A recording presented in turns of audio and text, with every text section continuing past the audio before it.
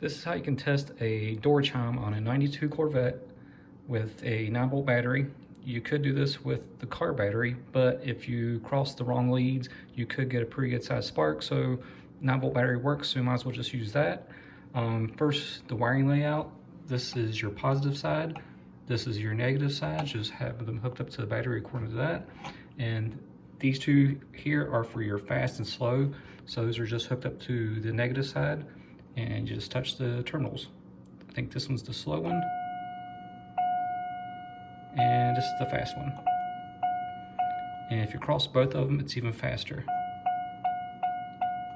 So again, the slow, the fast, and combining them, it's even faster. And again, that's with a 9-volt battery. If your tone generator isn't working, a couple of things that you can do is first, clean these terminals. Next would be to reflow some of the solder on the back side. One of the things I did on this one was actually reflow the solder on all these connectors, because it seemed like when I was testing it, I actually pushed on some of these connectors, the tone would start working. So I think there were some bad solder joints through here, and also reflowed the solder on these joints here. And this is what it sounds like when it's back in the box.